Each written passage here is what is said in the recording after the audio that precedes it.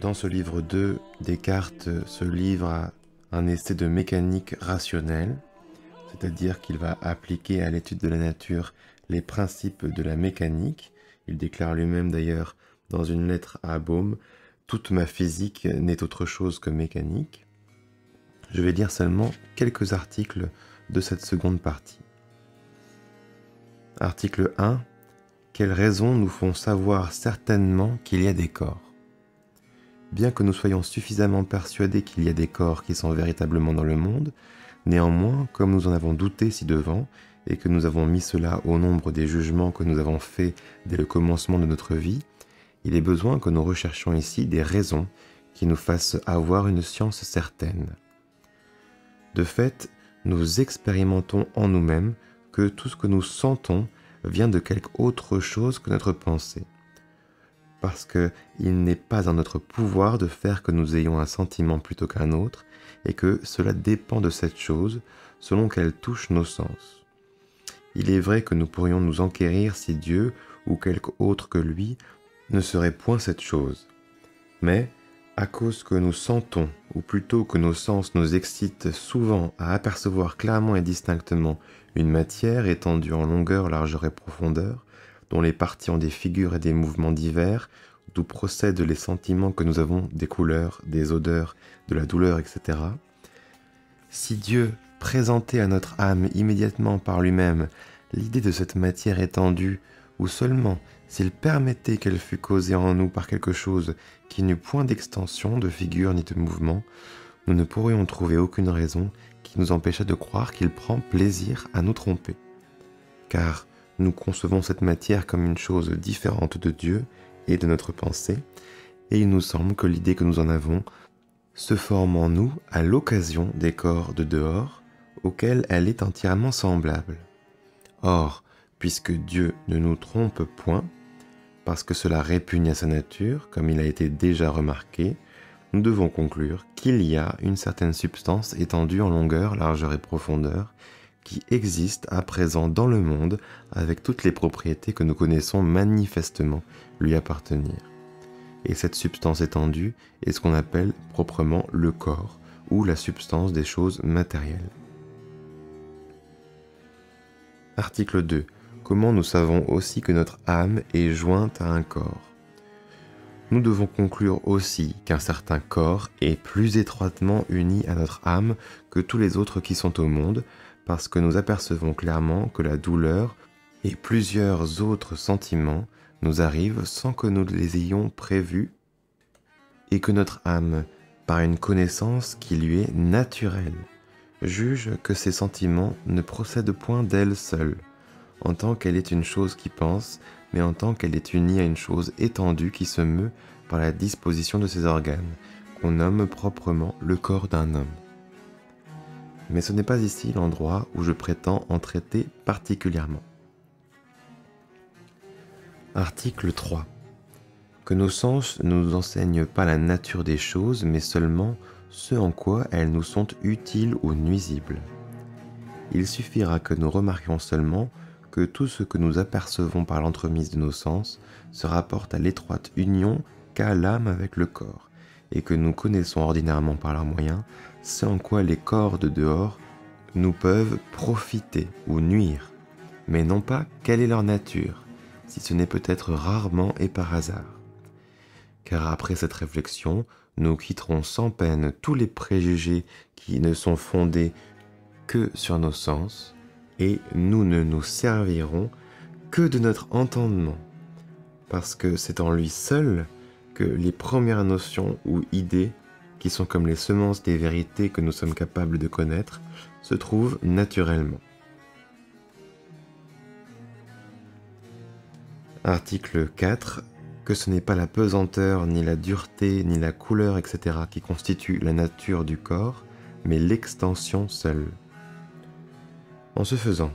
nous saurons que la nature de la matière ou du corps prise en général ne consiste point en ce qu'il est une chose dure, ou pesante, ou colorée, ou qui touche nos sens de quelque autre façon, mais seulement en ce qu'il est une substance étendue en longueur, largeur et profondeur. Pour ce qui est de la dureté, nous n'en connaissons autre chose par le moyen de l'attouchement, sinon que les parties du corps dur résistent au mouvement de nos mains lorsqu'elles les rencontrent. Mais si toutes les fois que nous portions nos mains vers quelque part, les corps qui sont en cet endroit se retiraient aussi vite comme elles en approchent, il est certain que nous ne sentirions jamais de dureté. Et néanmoins, nous n'avons aucune raison qui nous puisse faire croire que les corps qui se retireraient de cette sorte perdissent pour cela ce qui les fait corps. D'où il suit que leur nature ne consiste pas en la dureté que nous sentons quelquefois à leur occasion, ni aussi en la pesanteur, chaleur et autres qualités de ce genre, car si nous examinons quelque corps que ce soit, nous pouvons penser qu'il n'a en soi aucune de ces qualités, et cependant nous connaissons clairement et distinctement qu'il a tout ce qui le fait corps, pourvu qu'il ait de l'extension en longueur, largeur et profondeur. D'où il suit aussi que pour être, il n'a besoin d'elle en aucune façon, et que sa nature consiste en cela seul, qu'il est une substance qui a de l'extension. Article 5. Que cette vérité est obscurcie par les opinions dont on est préoccupé touchant la raréfaction et le vide. Pour rendre cette vérité entièrement évidente, il ne reste ici que deux difficultés à éclaircir. La première consiste en ce que quelques-uns, voyant proche de nous des corps qui sont quelquefois plus et quelquefois moins raréfiés, ont imaginé qu'un même corps a plus d'extension lorsqu'il est raréfié que lorsqu'il est condensé. Il y en a même qui ont voulu être plus subtils, jusqu'à vouloir distinguer la substance d'un corps d'avec sa propre grandeur et la grandeur même d'avec son extension. Ensuite, dans l'article 6, Descartes explique comment se fait selon lui la raréfaction et prend l'exemple d'une éponge. Ensuite, plus loin, article 16, qu'il ne peut y avoir aucun vide au sens que les philosophes prennent ce mot. Pour ce qui est du vide, au sens que les philosophes prennent ce mot, à savoir pour un espace où il n'y a point de substance, il est évident qu'il n'y a point d'espace en l'univers qui soit tel, parce que l'extension de l'espace ou du lieu intérieur n'est point différente de l'extension du corps. Et comme de cela seul qu'un corps est étendu en longueur, largeur et profondeur, nous avons raison de conclure qu'il est une substance à cause que nous concevons qu'il n'est pas possible que ce qui n'est rien ait de l'extension, nous devons conclure la même chose de l'espace qu'on suppose vide, à savoir que, puisqu'il y a en lui de l'extension, il y a nécessairement aussi de la substance. Ensuite, article 20, qu'il ne peut y avoir aucun atome ou petit corps indivisible. Il est aussi très aisé de connaître qu'il ne peut y avoir des atomes ou des parties de corps qui sont indivisibles, ainsi que quelques philosophes l'ont imaginé. D'autant que si petites qu'on suppose ces parties, néanmoins, pour ce qu'il faut qu'elles soient étendues, nous concevons qu'il n'y en a pas une entre elles qui ne puisse être encore divisée en deux, ou plus grand nombre d'autres plus petites, d'où il suit qu'elle est divisible. Car, de ce que nous connaissons clairement et distinctement qu'une chose peut être divisée, nous devons juger qu'elle est divisible, parce que si nous en jugions autrement, le jugement que nous ferions de cette chose serait contraire à la connaissance que nous en avons. Et quand même nous supposerions que Dieu eût réduit quelque partie de la matière à une petitesse si extrême qu'elle ne pût être divisée en d'autres plus petites, nous ne pourrions conclure pour cela qu'elle serait indivisible, parce que quand Dieu aurait rendu cette partie si petite qu'il ne serait pas au pouvoir d'aucune créature de la diviser, il n'a pas pu se priver soi-même du pouvoir qu'il avait de la diviser, à cause qu'il n'est pas possible qu'il diminue sa toute-puissance, comme l'a été déjà remarqué. C'est pourquoi nous dirons que la plus petite partie étendue qui puisse être au monde peut toujours être divisée, parce qu'elle est telle de sa nature. Article 21. Que l'étendue du monde est indéfinie. Nous saurons aussi que ce monde où la matière étendue qui compose l'univers n'a point de borne, parce que, quelque part où nous en voulions feindre, nous pouvons encore imaginer au-delà des espaces indéfiniment étendus, que nous imaginons pas seulement, mais que nous concevons être tels en effet que nous les imaginons, de sorte qu'ils contiennent un corps indéfiniment étendu, car l'idée de l'étendue que nous concevons en quelque espace que ce soit est la vraie idée que nous devons avoir du corps. Article 22. Que la terre et les cieux ne sont faits que d'une même matière et qu'il ne peut y avoir plusieurs mondes. Enfin, il n'est pas malaisé d'inférer de tout ceci que la terre et les cieux sont faits d'une même matière et que, quand même il y aurait une infinité de mondes, il ne serait fait que de cette matière. D'où il suit qu'il ne peut y en avoir plusieurs, à cause que nous concevons manifestement que la matière, dont la nature consiste en cela seul qu'elle est une chose étendue, occupe maintenant tous les espaces imaginables où ces autres mondes pourraient être, et que nous ne saurions découvrir en nous l'idée d'aucune autre matière. Article 23. Que toutes les variétés qui sont en la matière dépendent du mouvement de ses parties. Il n'y a donc qu'une même matière en tout l'univers, et nous la connaissons par cela seul qu'elle est étendue, parce que toutes les propriétés que nous apercevons distinctement en elle se rapportent à ce qu'elle peut être divisée et mue selon ses parties, et qu'elle peut recevoir toutes les diverses dispositions que nous remarquons pouvoir arriver par le mouvement de ses parties.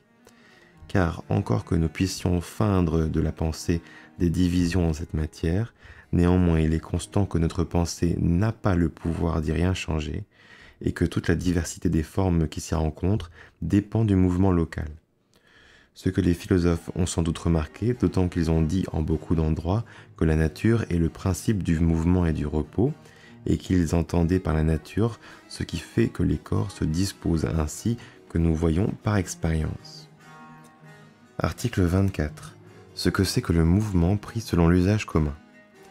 Or le mouvement, à savoir celui qui se fait d'un lieu en un autre, car je ne conçois que celui-là et ne pense pas aussi qu'il en faille supposer d'autres en la nature. Le mouvement donc, selon qu'on le prend d'ordinaire, n'est autre chose que l'action par laquelle un corps passe d'un lieu en un autre. Et tout ainsi que nous avons remarqué ci-dessus qu'une même chose, en même temps, change de lieu et n'en change point, de même nous pouvons dire qu'en même temps elle se meut et ne se meut point. Car celui par exemple qui est assis à la poupe d'un vaisseau que le vent fait avancer, croit se mouvoir quand il ne prend garde qu'au rivage duquel il est parti et le considère comme immobile, et ne croit pas se mouvoir quand il ne prend garde qu'au vaisseau sur lequel il est, parce qu'il ne change point de situation au regard de ses parties. Toutefois, à cause que nous sommes accoutumés de penser qu'il n'y a point de mouvement sans action, nous dirons que celui qui est ainsi assis est en repos, puisqu'il ne sent point d'action en soi.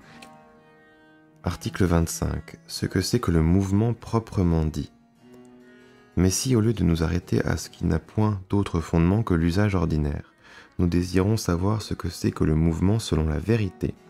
nous dirons, afin de lui attribuer une nature qui soit déterminée, qu'il est le transport d'une partie de la matière ou d'un corps du voisinage de ceux qui le touchent immédiatement et que nous considérons comme en repos dans le voisinage de quelque autre. Par un corps ou bien par une partie de la matière, j'entends tout ce qui est transporté ensemble, quoiqu'il soit peut-être composé de plusieurs parties qui emploient cependant leur agitation à faire d'autres mouvements. Et je dis qu'il est le transport et non pas la force ou l'action qui transporte, afin de montrer que le mouvement est toujours dans le mobile et non pas en celui qui meut, car il me semble qu'on n'a pas coutume de distinguer ces deux choses assez soigneusement. De plus, j'entends qu'il est une propriété du mobile et non pas une substance, de même que la figure est une propriété de la chose qui est figurée, et le repos de la chose qui est en repos. Article 26. Qu'il n'est pas requis plus d'action pour le mouvement que pour le repos. Note du donneur de voix. Descartes est en fait l'inventeur de ce qu'on nomme aujourd'hui le principe d'inertie, et c'est peut-être l'un des points les plus essentiels de sa physique. Fin de la note. Et d'autant que nous nous trompons ordinairement en ce que nous pensons qu'il faut plus d'action pour le mouvement que pour le repos, nous remarquerons ici que nous sommes tombés en cette erreur dès le commencement de notre vie, parce que nous remuons ordinairement notre corps selon notre volonté, dont nous avons une connaissance intérieure, et qu'il est en repos de cela seul qu'il est attaché à la terre par la pesanteur dont nous ne sentons point la force. et comme cette pesanteur et plusieurs autres causes que nous n'avons pas coutume d'apercevoir, résistent au mouvement de nos membres, et font que nous nous lassons, il nous a semblé qu'il fallait une force plus grande et plus d'action pour produire un mouvement que pour l'arrêter, à cause que nous avons pris l'action pour l'effort qu'il faut que nous fassions afin de mouvoir nos membres et les autres corps par leur entremise. Mais nous n'aurons point de peine à nous délivrer de ce faux préjugé si nous remarquons que nous ne faisons pas seulement quelque effort pour mouvoir les corps qui sont proches de nous, mais que nous en faisons aussi pour arrêter leur mouvement lorsqu'ils ne sont point amortis par quelque autre cause. De sorte que nous n'employons pas plus d'action pour faire aller par exemple un bateau qui est en repos dans une eau calme et qui n'a point de cours, que pour l'arrêter tout à coup pendant qu'il se meut. Et si l'expérience nous fait voir en ce cas qu'il faut quelque peu moins de force pour l'arrêter que pour le faire aller, c'est à cause que la pesanteur de l'eau qu'il soulève lorsqu'il se meut et sa lenteur, car je la suppose calme et comme dormante, diminue peu à peu son mouvement. Article 31. Comment il peut y avoir plusieurs divers mouvements en un même corps? Encore que chaque corps en particulier n'ait qu'un seul mouvement qui lui est propre, à cause qu'il n'y a qu'une certaine quantité de corps qui le touche et qui soit en repos à son égard, toutefois il peut participer à une infinité d'autres mouvements en tant qu'il fait partie de quelques autres corps qui se meuvent diversement. Par exemple, si un marinier se promenant dans son vaisseau porte sur soi une montre, bien que les roues de la montre n'aient qu'un mouvement unique qui leur est propre, il est certain qu'elle participe aussi à celui du marinier qui se promène, parce qu'elle compose avec lui un corps qui est transporté tout ensemble. Il est certain qu'elle participe aussi à celui du vaisseau, et même à celui de la mer, parce qu'elles suivent son cours, et à celui de la terre, si on suppose que la terre tourne sur son essieu, parce qu'elle compose un corps avec elle. Et bien qu'il soit vrai que tous ces mouvements sont dans les roues de cette montre, néanmoins, parce que nous n'en concevons pas ordinairement un si grand nombre à la fois, et que même il n'est pas en notre pouvoir de connaître tous ceux auxquels elle participe, il suffira que nous considérions en chaque corps celui qui est unique et duquel nous pouvons avoir une connaissance certaine. Article 36. Que Dieu est la première cause du mouvement et qu'il en conserve toujours une égale quantité en l'univers. Après avoir examiné la nature du mouvement, il faut que nous en considérions la cause, et parce qu'elle peut être prise en deux façons, nous commencerons par la première et plus universelle qui produit généralement tous les mouvements qui sont au monde. Nous considérerons par après l'autre qui fait que chaque partie de la matière en acquiert qu'elle n'avait pas auparavant. Pour ce qui est de la première, il me semble qu'il est évident qu'il n'y en a point d'autre que Dieu qui, de sa toute-puissance, a créé la matière avec le mouvement et le repos, et qui conserve maintenant en l'univers, par son concours ordinaire, autant de mouvements et de repos qu'il y en a mis en le créant. Car bien que le mouvement ne soit qu'une façon en la matière qui est mue, elle en a pourtant une certaine quantité qui n'augmente et ne diminue jamais, encore qu'il y en ait tantôt plus et tantôt moins en quelques-unes de ses parties. Note du donneur de voix, il s'agit donc d'un principe de conservation de la quantité de mouvement, proposé par Descartes. Fin de la note. C'est pourquoi, lorsqu'une partie de la matière se meut 2 fois plus vite qu'une autre, et que cette autre est 2 fois plus grande que la première, nous devons penser qu'il y a tout autant de mouvements dans la plus petite que dans la plus grande, et que toutefois, et quand que le mouvement d'une partie diminue, celui de quelque autre partie augmente à proportion. Nous connaissons aussi que c'est une perfection en Dieu, non seulement de ce qu'il est immuable en sa nature, mais encore de ce qu'il agit d'une façon qu'il ne change jamais. Tellement qu'outre les changements que nous voyons dans le monde, et ceux que nous croyons, parce que Dieu les a révélés, et que nous savons arriver ou être arrivés en la nature, sans aucun changement de la part du Créateur, nous ne devons point en supposer d'autres en ses ouvrages, de peur de lui attribuer de l'inconstance. D'où il suit que, puisqu'il a mû en plusieurs façons différentes les parties de la matière lorsqu'il les a créées, et qu'il les maintient toutes en la même façon et avec les mêmes lois,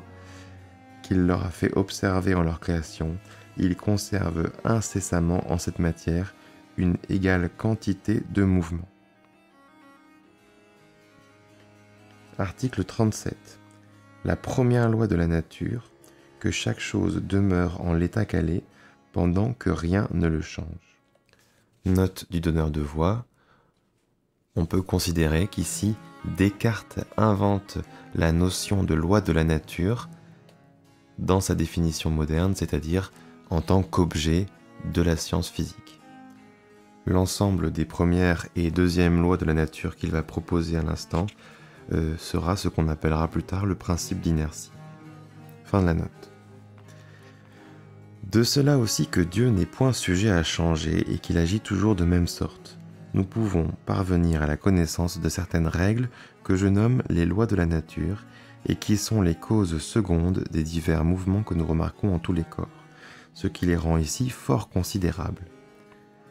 La première est que chaque chose en particulier continue d'être en même état autant qu'il se peut, et que jamais elle ne le change que par la rencontre des autres. Ainsi, nous voyons tous les jours, lorsque quelque partie de cette matière est carrée, qu'elle demeure toujours carrée s'il n'arrive rien ailleurs qui change sa figure, et que si elle est en repos, elle ne commence point à se mouvoir de soi-même. Mais lorsqu'elle a commencé une fois de se mouvoir, nous n'avons aussi aucune raison de penser qu'elle doive jamais cesser de se mouvoir de même force, pendant qu'elle ne rencontre rien qui retarde ou qui arrête son mouvement. De façon que si un corps a commencé une fois de se mouvoir, nous devons conclure qu'il continue par après de se mouvoir et que jamais il ne s'arrête de soi-même. Mais parce que nous habitons une terre dont la continuation est telle que tous les mouvements qui se font auprès de nous cessent en peu de temps et souvent par des raisons qui sont cachées à nos sens, nous avons jugé dès le commencement de notre vie que les mouvements qui cessent ainsi par des raisons qui nous sont inconnues s'arrêtent d'eux-mêmes. Et nous avons encore à présent beaucoup d'inclination à croire la même chose à propos de tous les autres mouvements qui sont au monde, à savoir que naturellement, ils cessent d'eux-mêmes, et qu'ils tendent au repos, parce qu'il nous semble que nous en avons fait l'expérience en plusieurs rencontres. Et toutefois, ce n'est qu'un faux préjugé qui répugne manifestement aux lois de la nature, car le repos est contraire au mouvement, et rien ne se porte par l'instinct de la nature à son contraire ou à la destruction de soi-même. Article 38. Pourquoi les corps poussés de la main continuent de se mouvoir après qu'elle les a quittés? Nous voyons tous les jours la preuve de cette première règle dans les choses qu'on a poussées au loin, car il n'y a point d'autre raison pourquoi elles continuent de se mouvoir lorsqu'elles sont hors de la main de celui qui les a poussées,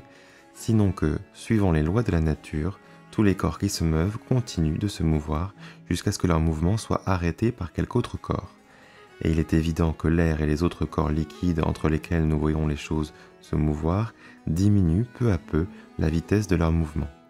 Car nous pouvons même sentir de la main la résistance de l'air si nous secouons assez vite un éventail qui soit étendu. Il n'y a point de corps fluide sur la terre qui ne résiste, encore plus manifestement que l'air, au mouvement des autres corps. Article 39. La deuxième loi de la nature. Que tout corps qui se meut tend à continuer son mouvement en ligne droite. La seconde loi que je remarque en la nature est que chaque partie de la matière en son particulier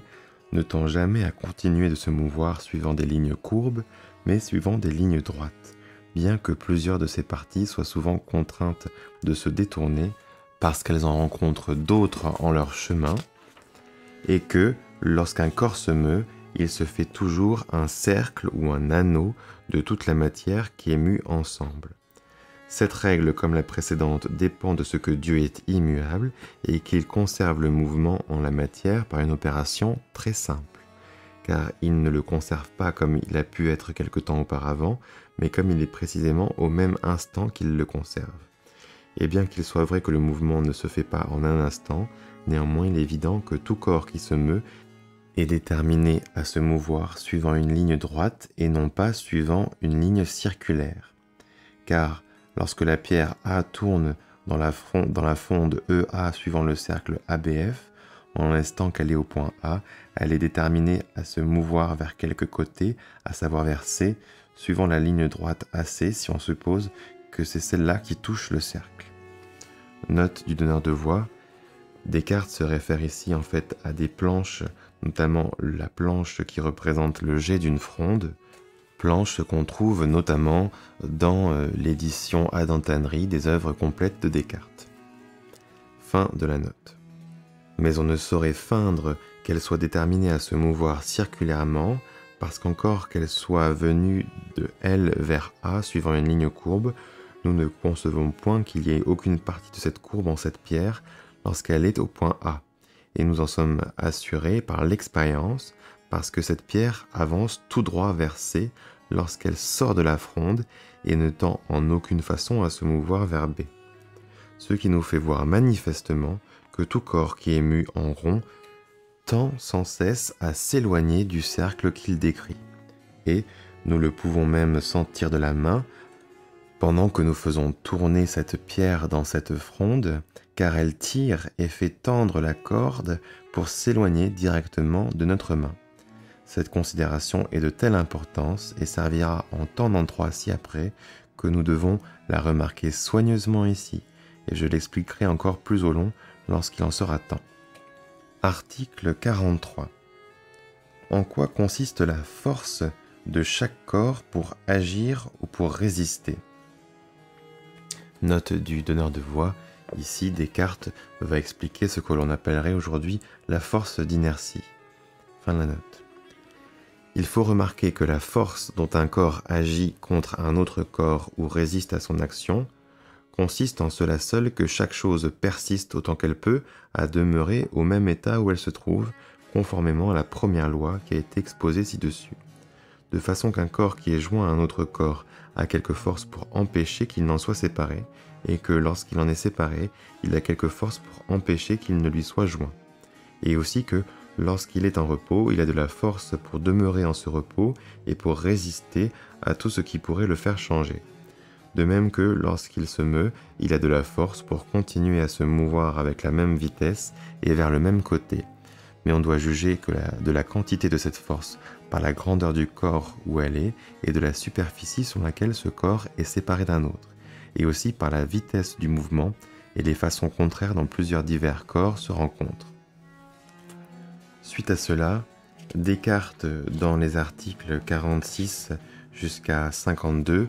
donne 7 règles du choc que je ne vais pas lire, et enfin il conclut: les démonstrations de tout ceci sont si certaines qu'encore que l'expérience nous semblerait faire voir le contraire, nous serions néanmoins obligés d'ajouter plus de foi à notre raison qu'à nos sens. Article 53.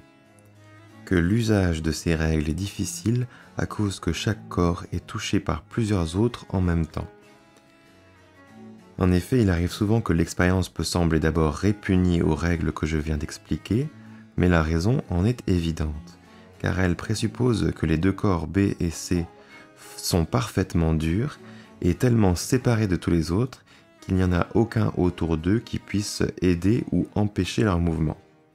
Et nous n'en voyons point de tels en ce monde. C'est pourquoi, avant qu'on puisse juger si elles s'y observent ou non, il ne suffit pas de savoir comment deux corps tels que B et C peuvent agir l'un contre l'autre lorsqu'ils se rencontrent, mais il faut outre cela considérer comment tous les autres corps qui les environnent peuvent augmenter ou diminuer leur action. Et, parce qu'il n'y a rien qui leur fasse avoir en ceci des effets différents, sinon la différence qui est entre eux, en ce que les uns sont liquides ou mous et les autres durs,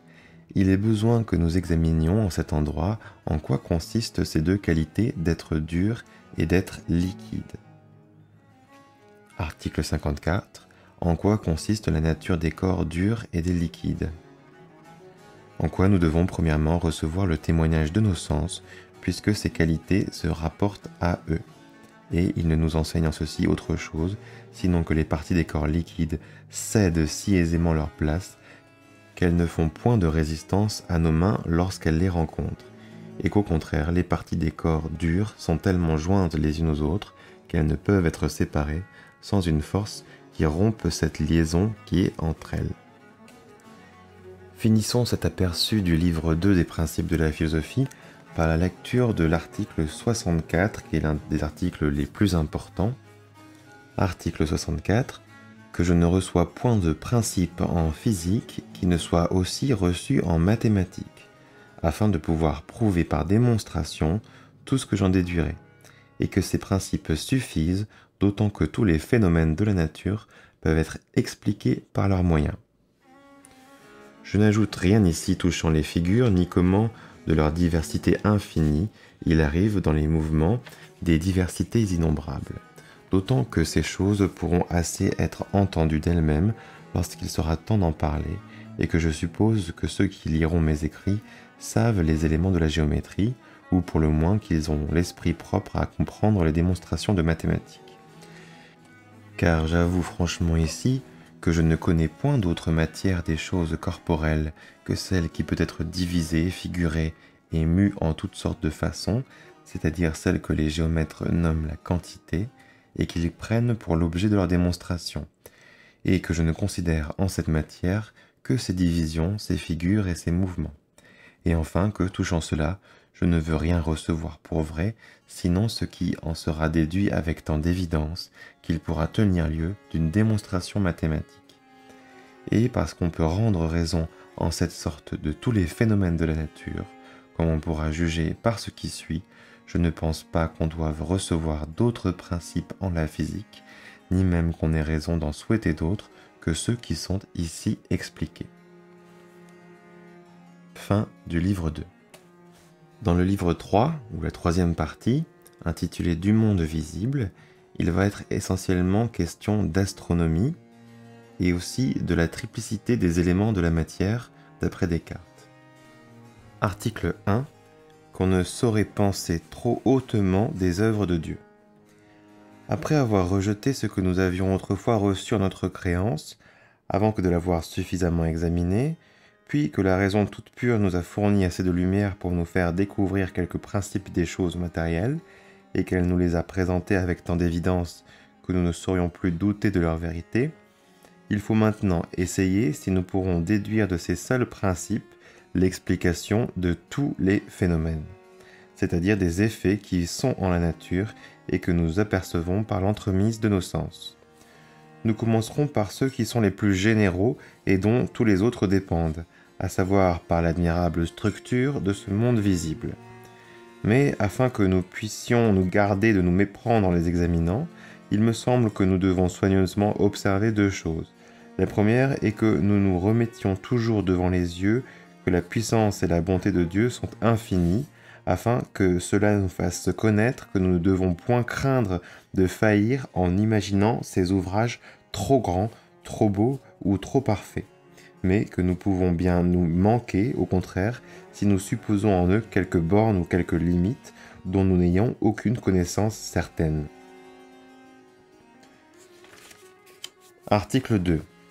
Qu'on présumerait trop de soi-même si on entreprenait de connaître la fin que Dieu s'est proposée en créant le monde. La seconde est que nous nous remettions aussi toujours devant les yeux que la capacité de notre esprit est fort médiocre, et que nous ne devons pas trop présumer de nous-mêmes, comme il semble que nous ferions si nous supposions que l'univers eût quelques limites, sans que cela nous fût assuré par révélation divine, ou du moins par des raisons naturelles fort évidentes. Parce que ce serait vouloir que notre pensée pût imaginer quelque chose au-delà de ce à quoi la puissance de Dieu s'est étendue en créant le monde, mais aussi encore plus si nous nous persuadions que ce n'est pas pour notre usage que Dieu a créé toutes les choses, ou bien si nous prétendions de pouvoir connaître par la force de notre esprit quelles sont les fins pour lesquelles il les a créées. Article 3. En quel sens on peut dire que Dieu a créé toutes choses pour l'homme ? Car, encore que ce soit une pensée pieuse et bonne, en ce qui regarde les mœurs, de croire que Dieu a fait toutes choses pour nous, afin que cela nous excite d'autant plus à l'aimer et lui rendre grâce de tant de bienfaits, encore aussi qu'elle soit vraie en quelque sens, à cause qu'il n'y a rien de créé dont nous ne puissions tirer quelque usage, quand ce ne serait que celui d'exercer notre esprit en le considérant, et d'être incité à louer Dieu par son moyen. Il n'est toutefois aucunement vraisemblable que toute chose ait été faite pour nous en telle façon que Dieu n'ait eu aucune autre fin en les créant. Et ce serait, ce me semble, être impertinent de se pouvoir servir de cette opinion pour appuyer des raisonnements de physique, car nous ne saurions douter qu'il n'y ait une infinité de choses qui sont maintenant dans le monde, ou bien qui y ont été autrefois et ont déjà entièrement cessé d'être, sans qu'aucun homme les ait jamais vues ou connues, et sans qu'elles lui aient jamais servi à aucun usage. Article 4. Des phénomènes ou expériences, et à quoi elles peuvent ici servir. Or, les principes que j'ai ci-dessus expliqués sont si amples qu'on en peut déduire beaucoup plus de choses que nous n'en voyons dans le monde, et même beaucoup plus que nous n'en saurons parcourir de la pensée en tout le temps de notre vie. C'est pourquoi je ferai ici une brève description des principaux phénomènes dont je prétends rechercher les causes, non point afin d'en tirer des raisons qui servent à prouver ce que j'ai à dire ci-après, car j'ai dessein d'expliquer les effets par les causes, et non les causes par leurs effets, mais afin que nous puissions choisir entre une infinité d'effets qui peuvent être déduits des mêmes causes, ceux que nous devons principalement tâcher d'en déduire. Remarque du donneur de voix: les causes dont il s'agit, ce sont les lois et les règles qui ont été expliquées dans la partie 2. Les effets, c'est le monde tel qu'on le voit. Plusieurs mondes différents auraient pu être produits à partir de ces mêmes causes, et donc il s'agira d'expliquer le monde que nous avons sous les yeux. Fin de la note. Article 5. Quelle proportion il y a entre le Soleil, la Terre et la Lune à raison de leur distance et de leur grandeur? Il nous semble d'abord que la Terre est beaucoup plus grande que tous les autres corps qui sont au monde et que la Lune et le Soleil sont plus grands que les étoiles.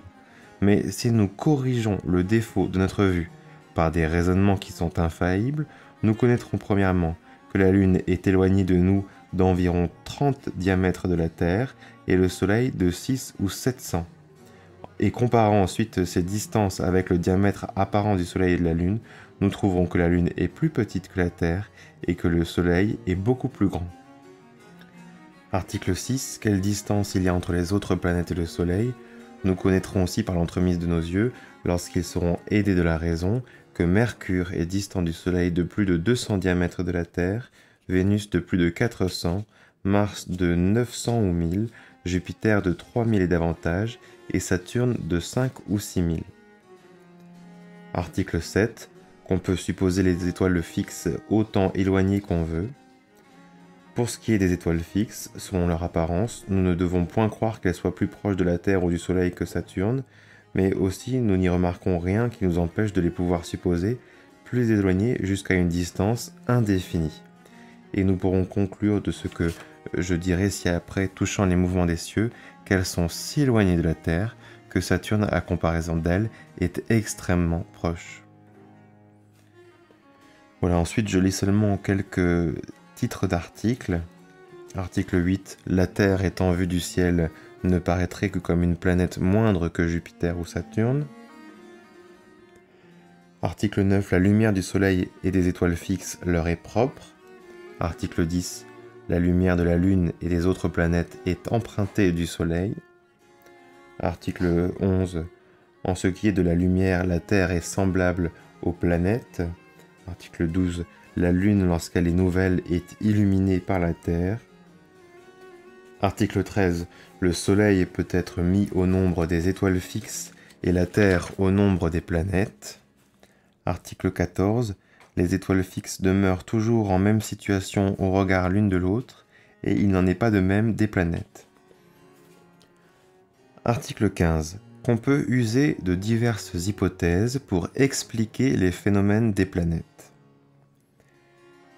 Et comme celui qui, étant en mer pendant un temps calme, regarde quelque autre vaisseau assez éloigné qui lui semble changer de situation, ne saurait dire bien souvent si c'est le vaisseau sur lequel il est ou les autres qui, en se remuant, causent un tel changement,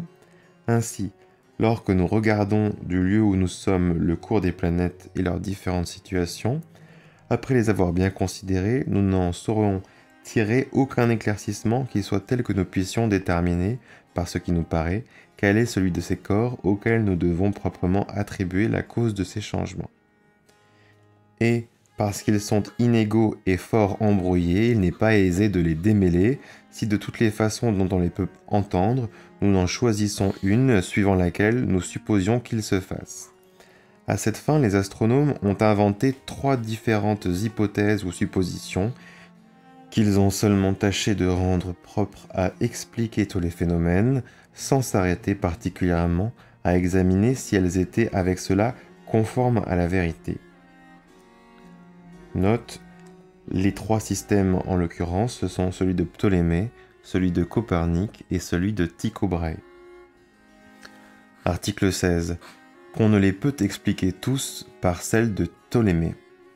Ptolémée inventa la première hypothèse, mais comme elle est ordinairement improuvée de tous les philosophes, parce qu'elle est contraire à plusieurs observations qui ont été faites depuis peu, et particulièrement aux changements de lumière qu'on remarque sur Vénus, semblables à ceux qui se font sur la Lune, je n'en parlerai pas ici davantage. Note du donneur de voix,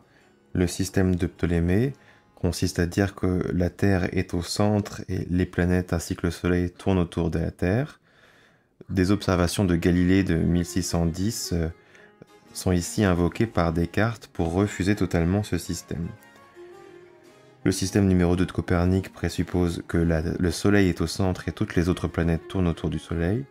Le système de Tycho Brahe présuppose que la Terre est au centre, le Soleil tourne autour de la Terre et les autres planètes tournent autour du Soleil qui lui-même tourne autour de la Terre. Fin de la note. Article 17. Que celles de Copernic et de Tycho ne diffèrent point si on ne les considère que comme hypothèses. La seconde est de Copernic et la troisième hypothèse de Tycho Brahe, lesquelles deux, en tant qu'on les prend seulement pour des suppositions, expliquent également bien les phénomènes,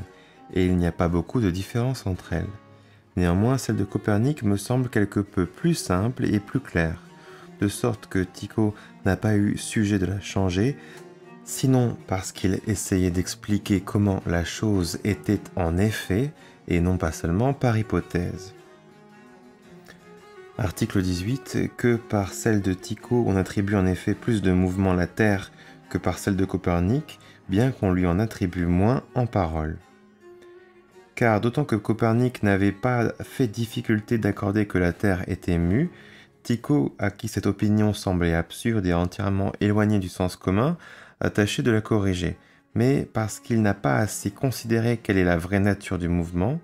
bien qu'il ait dit que la Terre était immobile, il n'a pas laissé de lui attribuer plus de mouvement que l'autre. Article 19. Que je nie le mouvement de la Terre avec plus de soin que Copernic et plus de vérité que Tycho.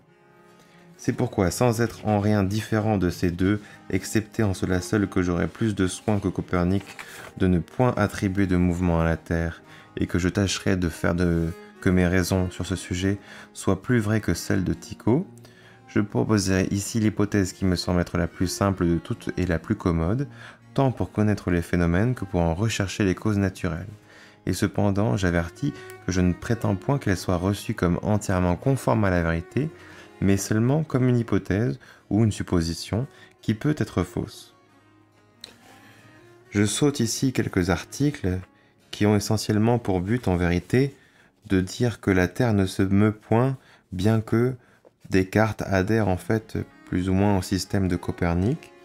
Rappelons ici que Galilée a été condamné d'abord en 1616, puis en 1633. Descartes, en 1644, date de la première parution des principes de la philosophie,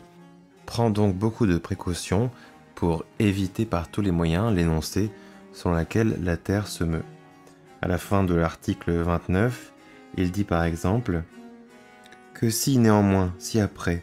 pour nous accommoder à l'usage, nous semblons attribuer quelque mouvement à la Terre, il faudra penser que c'est en parlant improprement, et au même sens que l'on peut dire quelquefois de ceux qui dorment et sont couchés dans un vaisseau, qu'ils passent cependant de Calais à Douvres à cause que le vaisseau les y porte. Article 30. Que toutes les planètes sont emportées autour du Soleil par le ciel qui les contient. Après avoir ôté par ces raisonnements tous les scrupules qu'on peut avoir touchant le mouvement de la Terre, pensons que la matière du ciel où sont les planètes tourne sans cesse en rond, ainsi qu'un tourbillon qui aurait le Soleil à son centre, et que ces parties qui sont proches du Soleil se meuvent plus vite que celles qui en sont éloignées, jusqu'à une certaine distance, et que toutes les planètes, au nombre desquelles nous mettrons désormais la Terre, demeurent toujours suspendues entre les mêmes parties de cette matière du ciel. Car par cela seul et sans y employer d'autres machines, nous ferons aisément entendre toutes les choses qu'on remarque entre elles. D'autant que, comme dans les détours des rivières, où l'eau se replie en elle-même et tournoyant ainsi fait des cercles, si quelques brins de paille ou autres corps fort légers flottent parmi cette eau, on peut voir qu'elle les emporte et les fait mouvoir en rond avec soi. Et même parmi ces brins de paille, on peut remarquer qu'il y en a souvent quelques-uns qui tournent aussi autour de leur propre centre, et que ceux qui sont plus proches du centre du tourbillon qui les contient achèvent leur tour plutôt que ceux qui en sont plus éloignés.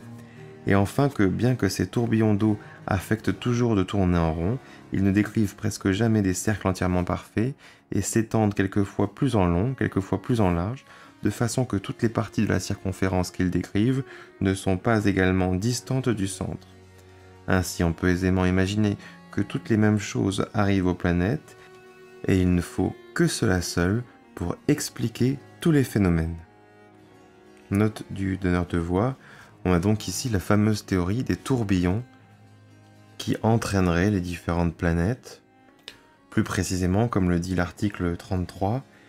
il y a un grand tourbillon, c'est celui dont le Soleil est le centre, et puis d'autres tourbillons plus petits dont les planètes sont les centres. Article 37, que tous les phénomènes peuvent être expliqués par l'hypothèse ici proposée.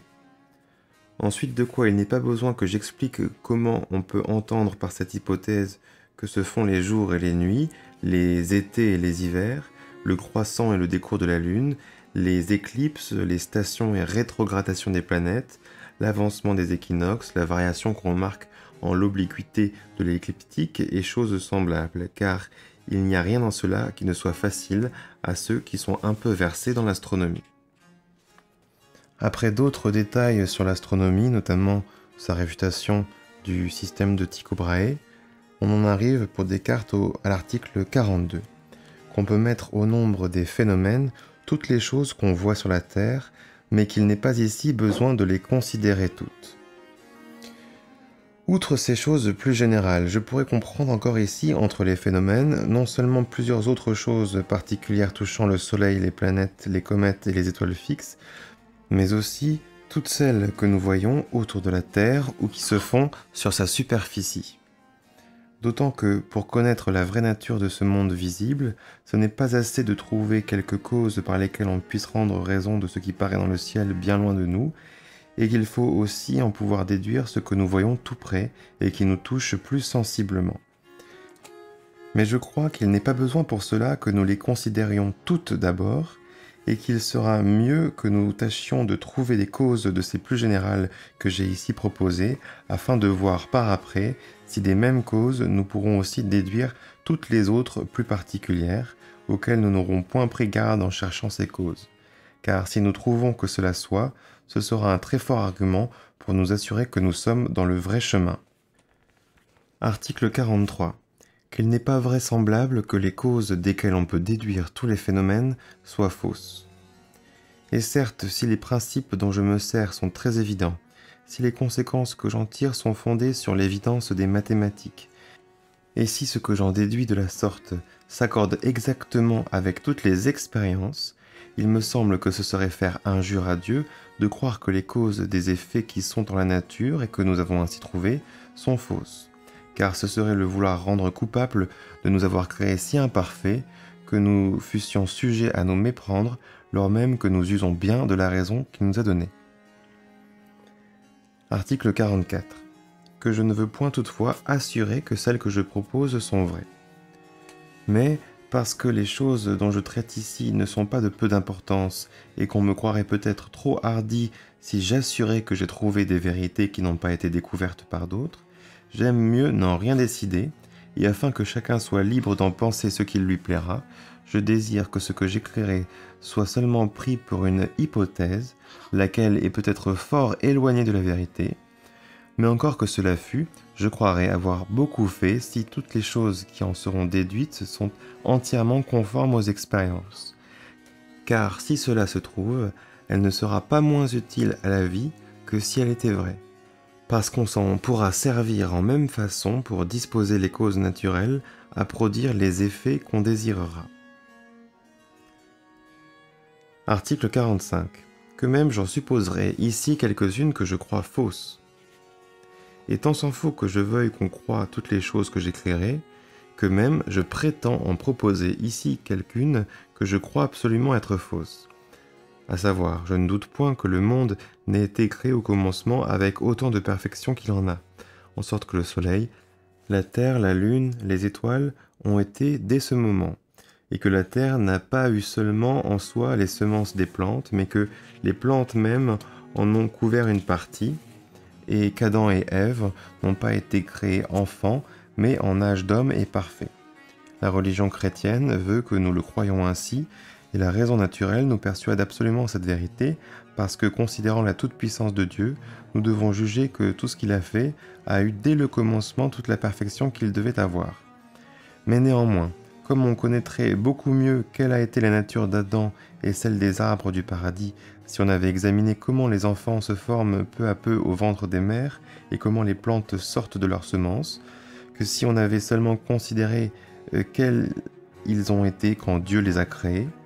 tout de même, nous ferons mieux entendre quelle est généralement la nature de toutes les choses qui sont au monde, si nous pouvons imaginer quelques principes qui soient fort intelligibles et fort simples, desquels nous fassions voir clairement que les astres et la terre, et enfin tout le monde visible, auraient pu être produits, ainsi que de quelques semences, bien que nous sachions qu'il n'a pas été produit en cette façon.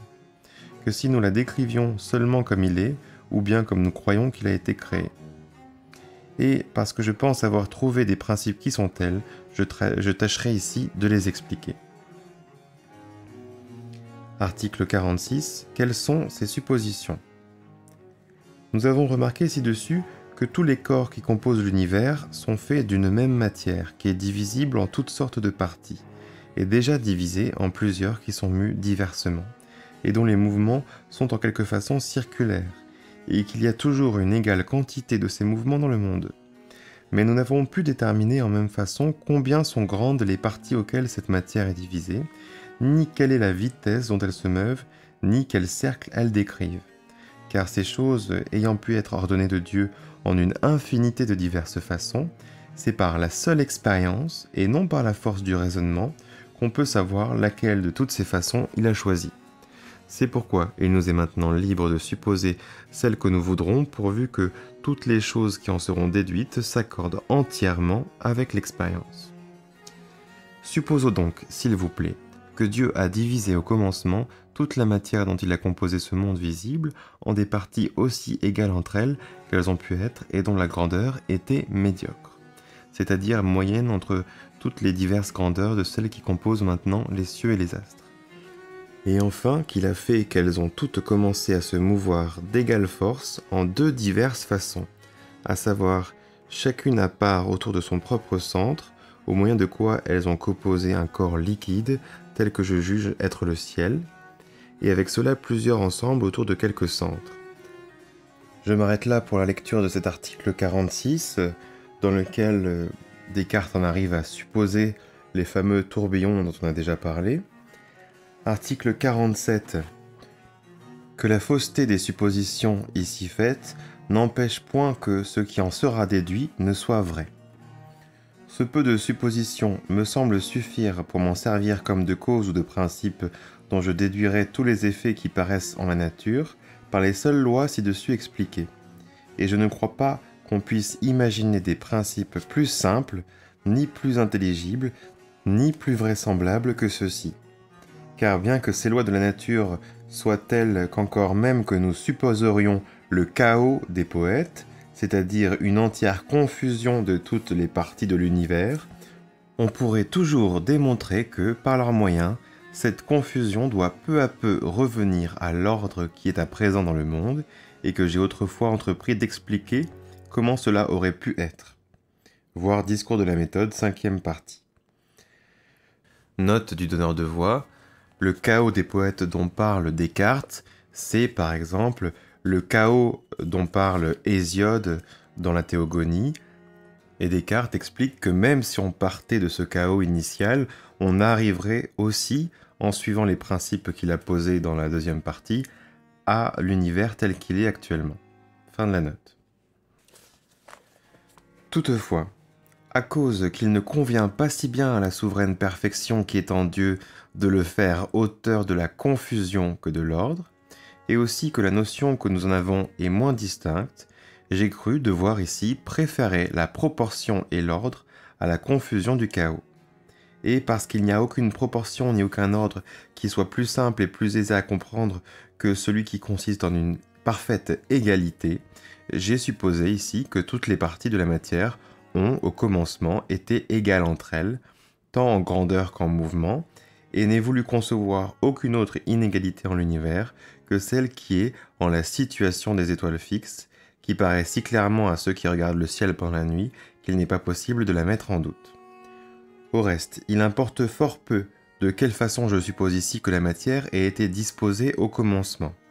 puisque sa disposition doit par après être changée suivant les lois de la nature, et qu'à peine en saurait-on imaginer aucune de laquelle on ne puisse prouver que, par ces lois, elle doit continuellement se changer jusqu'à ce qu'enfin elle compose un monde entièrement semblable à celui-ci, bien que peut-être cela serait plus long à déduire d'une supposition que d'une autre.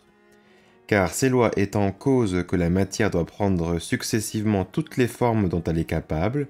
si on considère par ordre toutes ces formes, on pourra enfin parvenir à celle qui se trouve à présent en ce monde. Ce que je mets ici expressément afin qu'on remarque qu'encore que je parle de supposition, je n'en fais néanmoins aucune dont la fausseté, quoique connue, puisse donner occasion de douter de la vérité des conclusions qui en seront tirées. Ensuite, je lis rapidement quelques titres d'articles. Article 48. Comment toutes les parties du ciel sont devenues rondes. Article 49. Qu'entre ces parties rondes, il y en doit avoir d'autres plus petites pour remplir tout l'espace où elles sont. Article 52. Qu'il y a 3 principaux éléments du monde visible. Ainsi, nous pouvons faire état d'avoir déjà trouvé 2 diverses formes en la matière qui peuvent être prises pour les formes des 2 premiers éléments du monde visible. La première est celle de cette raclure qui a dû être séparée des autres parties de la matière lorsqu'elles se sont arrondies et qui est mue avec tant de vitesse que la seule force de son agitation est suffisante pour faire que, rencontrant d'autres corps, elle soit froissée et divisée par eux en une infinité de petites parties qui se font de telles figures qu'elles remplissent toujours exactement tous les recoins qu'elles trouvent autour de ces corps. L'autre est celle de tout le reste de la matière, dont les parties sont rondes et fort petites à comparaison des corps que nous voyons sur la Terre, mais néanmoins elles ont quelques quantités déterminées en sorte qu'elles peuvent être divisées en d'autres beaucoup plus petites. Et nous trouverons encore ci-après une 3e forme en quelques parties de la matière, à savoir en celles qui, à cause de leur grosseur et de leur figure, ne pourront pas être mues si aisément que les précédentes, et je tâcherai de faire voir que tous les corps de ce monde visible sont composés de ces 3 formes qui se trouvent en la matière, ainsi que de 3 divers éléments. À savoir que le Soleil et les étoiles fixes ont la forme du premier de ces éléments, les cieux celle du second, et la Terre avec les planètes et les comètes celle du 3e. Car voyant que le Soleil et les étoiles fixes envoient vers nous de la lumière, que les cieux lui donnent passage et que la Terre, les planètes et les comètes la rejettent et la font réfléchir, il me semble que j'ai quelques raisons de me servir de ces 3 différences, être lumineux, être transparent et être opaque ou obscur, qui sont les principales qu'on puisse se rapporter au sens de la vue pour distinguer les 3 éléments de ce monde visible. Article 54. Comment le Soleil et les étoiles fixes ont pu se former. Article 55. Ce que c'est que la lumière. Le livre 3 est encore composé d'une centaine d'autres articles puisqu'il se termine à l'article 157. Je ne vais pas lire tous ces articles dans lesquels Descartes imagine finalement ce qu'a été l'histoire de l'univers depuis son commencement. On lui a d'ailleurs beaucoup reproché de faire des romans de physique, c'est-à-dire de trop imaginer et de ne pas en rester finalement aux faits observables. Je lis seulement quelques articles. Par exemple, article 131, que les étoiles ne sont peut-être pas au même lieu où elles paraissent, et ce que c'est que le firmament. On peut aussi remarquer en cet endroit que les rayons qui viennent d'Y vers la Terre, note du traducteur, Y est la place d'une des étoiles fixes qu'on trouve sur l'une des planches de l'édition d'Antamnerie des principes de la philosophie. Donc, les rayons qui viennent d'Y vers la Terre tombent obliquement sur les lignes AE et VX, lesquelles représentent les superficies qui séparent les tourbillons S, F, Y les uns des autres, de façon qu'ils y doivent souffrir réfraction et se courber. D'où il suit qu'on ne voit point de la Terre toutes les étoiles comme étant au lieu où elles sont véritablement, mais qu'on les voit comme si elles étaient dans les lignes droites menées vers la Terre, des endroits de la superficie de notre ciel par lesquels passent ceux des rayons qui viennent à nos yeux. Et peut-être aussi qu'on voit une même étoile comme si elle était en 2 points ou plusieurs lieux, ainsi qu'on le compte pour plusieurs. Note du donneur de voix, toutes ces suppositions faites par Descartes sont ici très pertinentes en vérité. Descartes parle ensuite des comètes, puis des causes du mouvement des planètes. Il parle ensuite de la Lune, article 149, pourquoi la Lune tourne autour de la Terre. Article 151, pourquoi la Lune se meut plus vite que la Terre. Article 152, pourquoi c'est toujours un même côté de la Lune qui est tourné vers la Terre. À l'article 155, Descartes explique que l'inclination de l'axe de rotation de la Terre est responsable des saisons. Et enfin, il conclut, article 157, la cause générale de toutes les variétés qu'on remarque au mouvement des astres.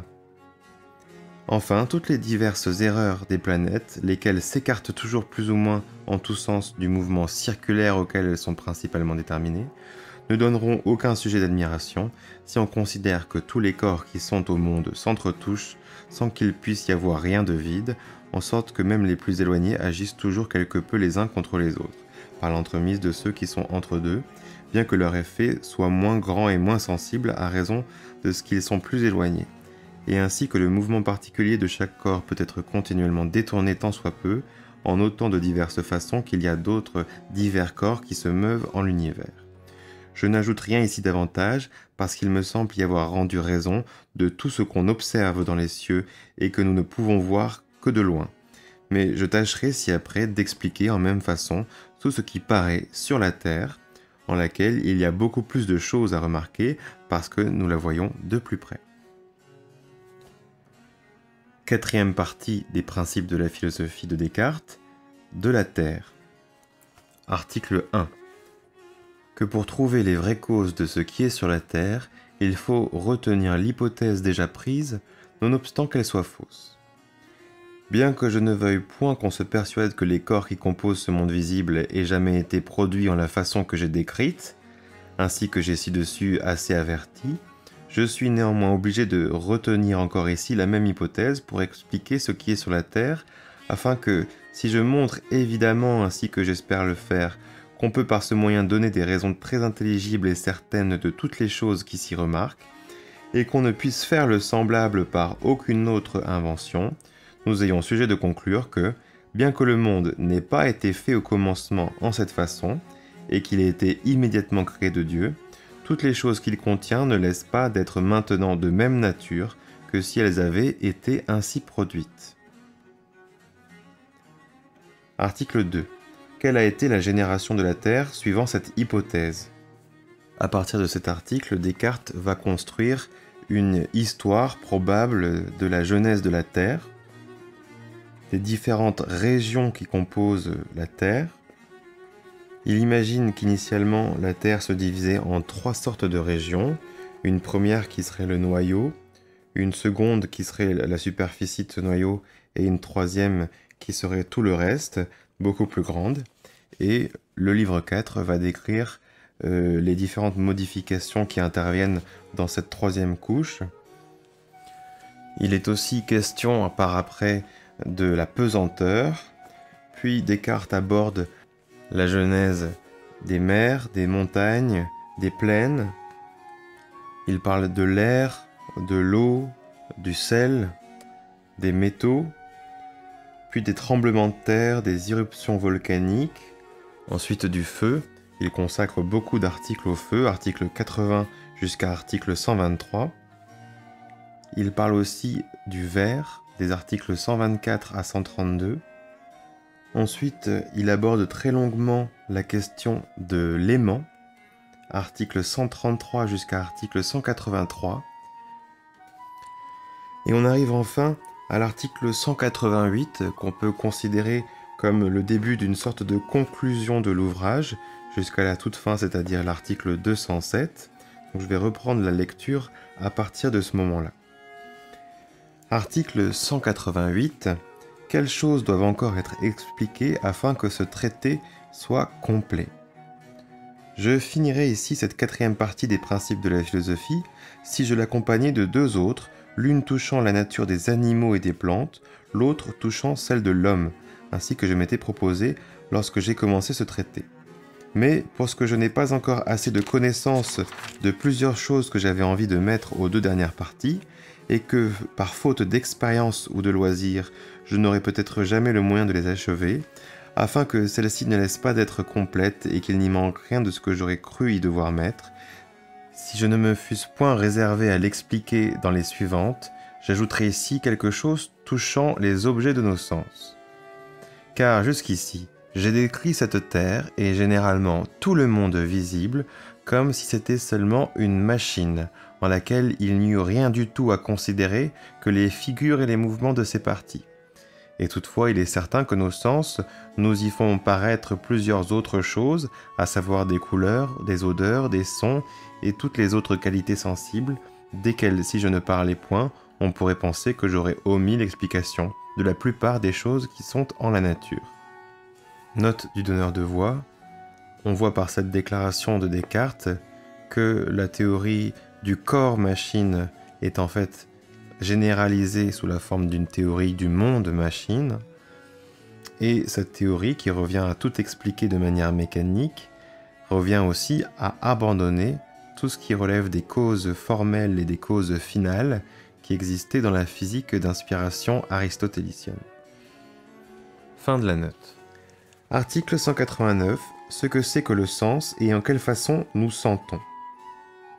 C'est pourquoi il est ici besoin que nous remarquions qu'encore que notre âme soit unie à tout le corps, elle exerce néanmoins ses principales fonctions dans le cerveau, et que c'est là non seulement qu'elle entend et qu'elle imagine, mais aussi qu'elle sent,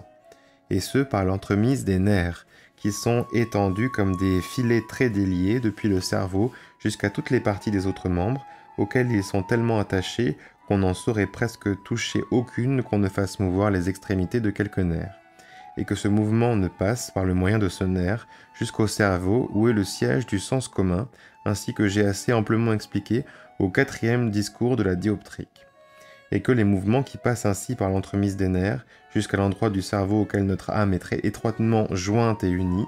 lui font avoir diverses pensées, à raison des diversités qui sont en eux. Et enfin, que ce sont ces diverses pensées de notre âme qui viennent immédiatement des mouvements qui sont excités par l'entremise des nerfs dans le cerveau,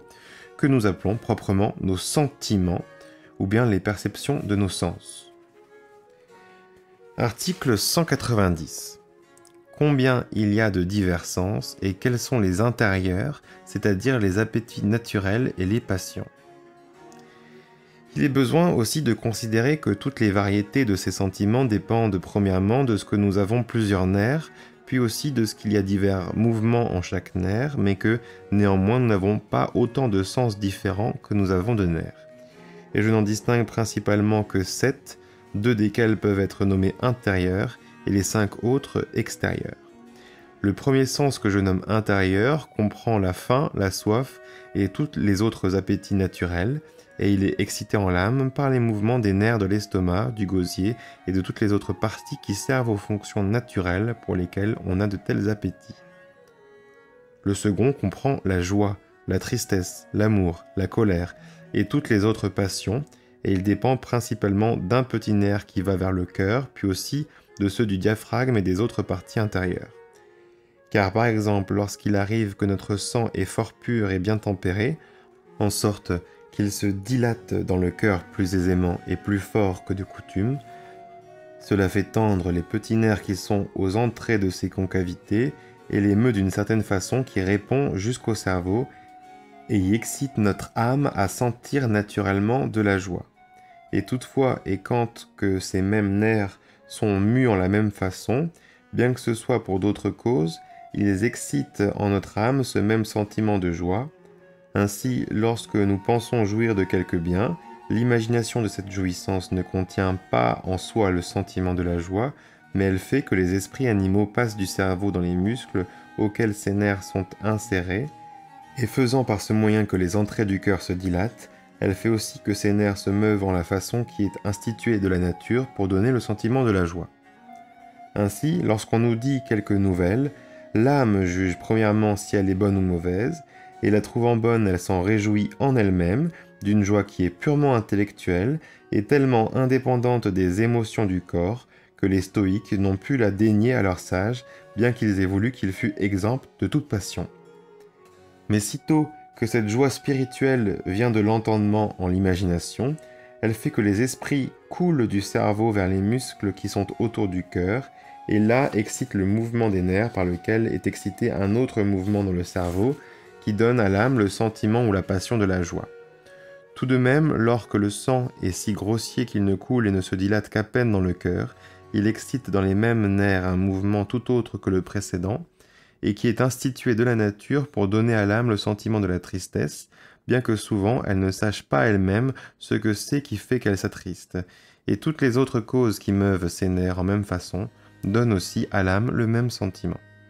Mais les autres mouvements des mêmes nerfs lui font sentir d'autres passions, à savoir celles de l'amour, de la haine, de la crainte, de la colère, etc.,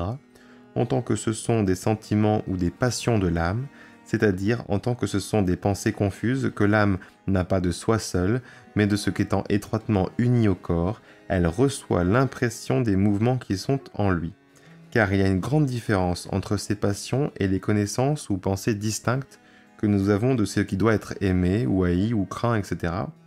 bien que souvent elles se trouvent ensemble. Les appétits naturels comme la faim, la soif et toutes les autres sont aussi des sentiments excités en l'âme par le moyen des nerfs de l'estomac, du gosier et des autres parties, et sont entièrement différents de l'appétit ou de la volonté qu'on a de manger, de boire et d'avoir tout ce que nous pensons être propre à la conservation de notre corps. Mais à cause que cet appétit ou volonté les accompagne presque toujours, on les a nommés des appétits. Note du donneur de voix, tous ces éléments de l'article 190 sont repris et détaillés dans le livre de Descartes Les Passions de l'âme, qui paraît quelques années plus tard, voire notamment les articles 24 et 25 des Passions de l'âme. Fin de la note. Article 191. Des sens extérieurs et en premier lieu de l'attouchement.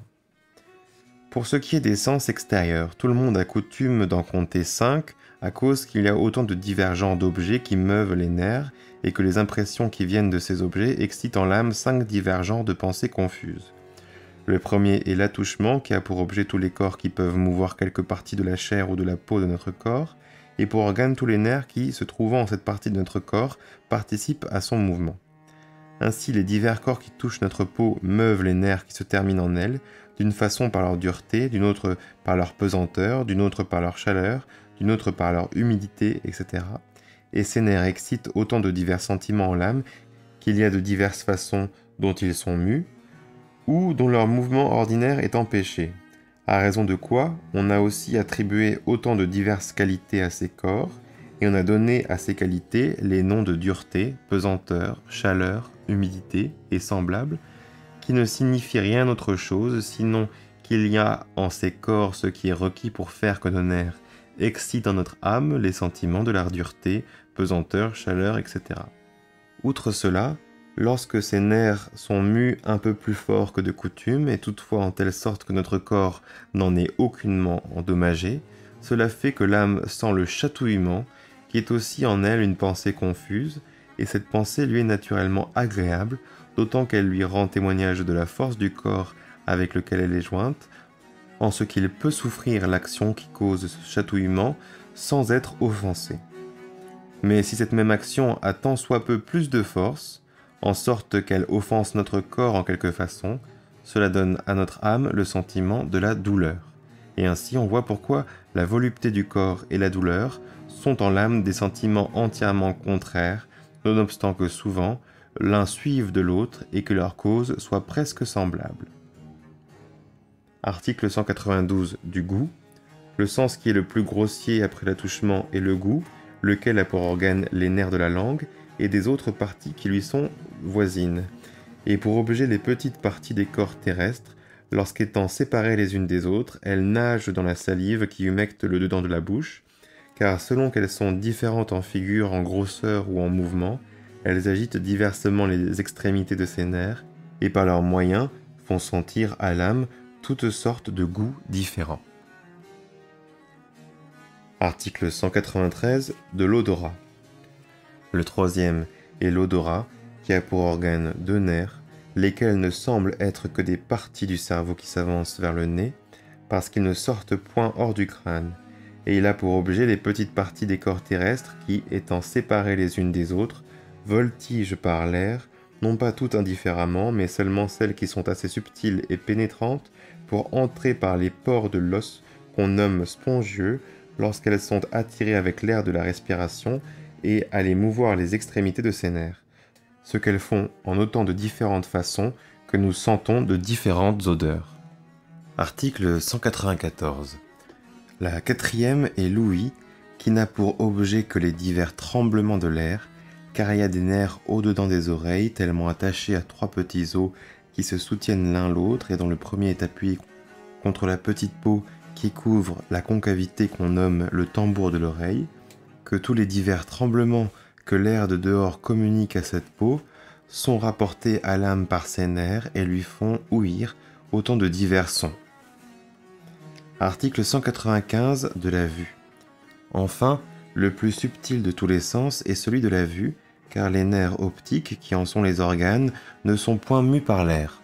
ni par les autres corps terrestres, mais seulement par les parties du second élément qui, passant par les pores de toutes les humeurs et peaux transparentes des yeux, parviennent jusqu'à ces nerfs et selon les diverses façons qu'elles se meuvent, elles font sentir à l'âme toutes les diversités de couleurs et de lumière, comme j'ai déjà expliqué assez au long dans la dioptrique et dans les météores. Article 196. Comment on prouve que l'âme ne sent qu'en tant qu'elle est dans le cerveau ? Et on peut aisément prouver que l'âme ne sent pas en tant qu'elle est en chaque membre du corps, mais seulement en tant qu'elle est dans le cerveau, où les nerfs, par leurs mouvements, lui rapportent les diverses actions des objets extérieurs qui touchent les parties du corps dans lesquelles ils sont insérés. Car premièrement, il y a plusieurs maladies qui, bien qu'elles n'offensent que le cerveau seul, ôtent néanmoins l'usage de tous les membres, comme fait aussi le sommeil, ainsi que nous expérimentons tous les jours, et toutefois il ne change rien que dans le cerveau. De plus, encore qu'il n'y ait rien de mal disposé ni dans le cerveau, ni dans les membres où sont les organes des sens extérieurs, si seulement le mouvement de l'un des nerfs qui s'étend du cerveau jusqu'à ses membres est empêché en quelque endroit de l'espace qui est entre deux, cela suffit pour ôter le sentiment à la partie du corps où sont les extrémités de ce nerf. Et outre cela, nous sentons quelquefois de la douleur, comme si elle était en quelques-uns de nos membres, dont la cause n'est pas en ces membres où elle se sent, mais en quelques lieux plus proches du cerveau, par où passent les nerfs qui en donnent à l'âme le sentiment. Ce que je pourrais prouver par plusieurs expériences, mais je me contenterai ici d'en mettre une fort manifeste. On avait coutume de bander les yeux à une jeune fille lorsque le chirurgien la venait panser d'un mal qu'elle avait à la main, à cause qu'elle n'en pouvait supporter la vue. Et la gangrène s'étant mise à son mal, on fut contraint de lui couper jusqu'à la moitié du bras, ce qu'on fit sans l'en avertir, parce qu'on ne la voulait pas attrister.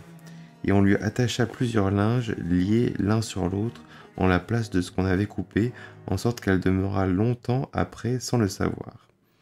Et ce qui est en ceci remarquable, elle ne laissait pas cependant d'avoir diverses douleurs qu'elle pensait être dans la main qu'elle n'avait plus, et de se plaindre de ce qu'elle sentait tantôt en l'un de ses doigts et tantôt à l'autre. De quoi on ne saurait donner d'autre raison, sinon que les nerfs de la main, qui finissaient alors vers le coude, y étaient mus en la même façon qu'ils auraient dû être auparavant dans les extrémités de ses doigts pour faire avoir à l'âme, dans le cerveau, le sentiment de semblable douleur. Note du donneur de voix, c'est ce qu'on appelle l'expérience des membres fantômes. Fin de la note. Et cela montre évidemment que la douleur de la main n'est pas sentie par l'âme en tant qu'elle est dans la main, mais en tant qu'elle est dans le cerveau. Article 197. Comment on prouve que l'âme est de telle nature que le seul mouvement de quelque corps suffit pour lui donner toutes sortes de sentiments? On peut aussi prouver fort aisément que notre âme est de telle nature que les seuls mouvements qui se font dans le corps sont suffisants pour lui faire avoir toutes sortes de pensées, sans qu'il soit besoin qu'il y ait en eux aucune chose qui ressemble à ce qu'ils lui font concevoir, et particulièrement qu'ils peuvent exciter en elle ces pensées confuses qui s'appellent des sentiments ou sensations, car premièrement, nous voyons que les paroles, soit proférées de la voix, soit écrites sur du papier, lui font concevoir toutes les choses qu'elles signifient, et lui donnent ensuite diverses passions. Sur un même papier, avec la même plume et la même encre, en remuant tant soit peu le bout de la plume en certaines façons, vous tracerez des lettres qui font imaginer des combats, des tempêtes ou des furies à ceux qui les lisent et qui les rendent indignés ou tristes, au lieu que, si vous remuez la plume d'une autre façon presque semblable, la seule différence qui sera en ce peu de mouvement leur peut donner des pensées toutes contraires de paix, de repos, de douceur, et exciter en eux des passions d'amour et de joie. Quelqu'un répondra peut-être que l'écriture et les paroles ne représentent immédiatement à l'âme que la figure des lettres et leurs sons, ensuite de quoi, elle qui entend la signification de ces paroles, excite en soi-même les imaginations et passions qui s'y rapportent. Mais que dira-t-on du chatouillement et de la douleur ? Le seul mouvement dont une épée coupe quelque partie de notre peau nous fait sentir de la douleur, sans nous faire savoir pour cela quel est le mouvement ou la figure de cette épée.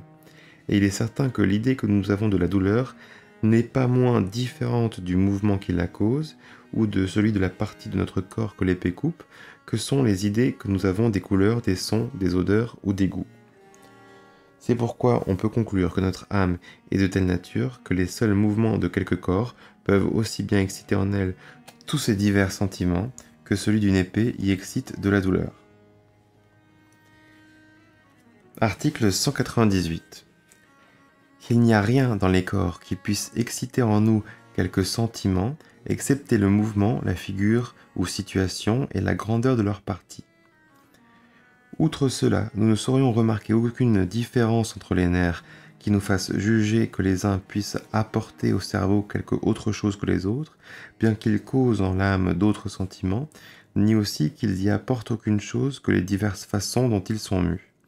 Et l'expérience nous montre quelquefois très clairement que les seuls mouvements excitent en nous non seulement du chatouillement et de la douleur, mais aussi des sons et de la lumière. Car si nous recevons quelques coups en l'œil assez forts, en sorte que le nerf optique en soit ébranlé, cela nous fait voir 1000 étincelles de feu qui ne sont point toutefois hors de notre œil. Et quand nous mettons le doigt un peu avant en notre oreille, nous entendons un bourdonnement dont la cause ne peut être attribuée qu'à l'agitation de l'air que nous y tenons enfermé. Nous pouvons souvent aussi remarquer que la chaleur, la dureté, la pesanteur et les autres qualités sensibles en tant qu'elles sont dans les corps que nous appelons chauds, durs, pesants, etc., et même aussi les formes de ces corps qui sont purement matérielles, comme la forme du feu et semblables, y sont produites par le mouvement de quelques autres corps, et qu'elles produisent aussi par après d'autres mouvements en d'autres corps.